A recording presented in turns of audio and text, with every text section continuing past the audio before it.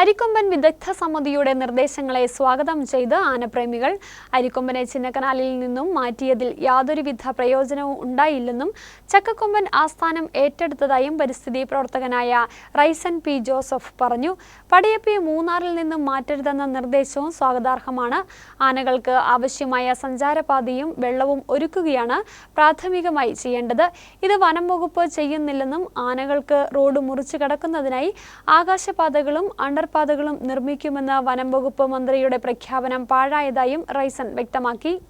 അരിക്കൊമ്പൻ എന്ന് പറയുന്ന ഒരു ലക്ഷണമൊത്ത ആനയെ മറ്റൊരു സംസ്ഥാനത്തിന് സമ്മാനിച്ചു എന്നതിലുപരി ചിന്നക്കനാലുകാർക്ക് ആ ആനയെ അവിടെ നിന്ന് മാറ്റിയതുകൊണ്ട് എന്തെങ്കിലും പ്രയോജനം ഉണ്ടായി എന്ന് തോന്നുന്നു. അരിക്കൊമ്പനെ അവിടെ നിന്ന് മാറ്റിയ ആ സ്ഥാനത്ത് ഇപ്പോൾ ചക്കക്കൊമ്പൻ്റെ നേതൃത്വത്തിൽ ഒരു സംഘം ആനകളാണ് നാട്ടുകാർക്ക് പ്രശ്നം സൃഷ്ടിച്ചത്. ഇത് എങ്ങനെ പരിഹരിക്കാം എന്നതിനെ കുറിച്ചിട്ട് മൂന്നാറിലെ ആനകളുടെ ട്രാൻസ്ലൊക്കേഷനെ സംബന്ധിച്ചിടത്തോളം ഹൈക്കോടതി നിയോഗിച്ച വിദഗ്ധ സമിതി ചില നിഗമനങ്ങൾ കോടതിക്ക് സമർപ്പിച്ചിരിക്കുന്നത് വളരെ ആശാവഹമാണ്.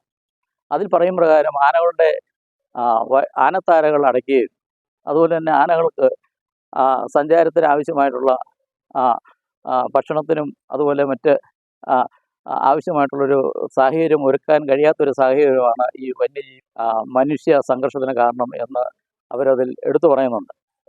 പടയപ്പ മൂന്നാറിൽ ഇപ്പോൾ പ്രശ്നം സൃഷ്ടിക്കുന്നെങ്കിലും ആനകൾക്ക് അതിന് സഞ്ചരിക്കാനുള്ള ആനത്താരകൾ കൃത്യമായിട്ട് പുനഃസ്ഥാപിച്ചു കൊടുക്കുകയും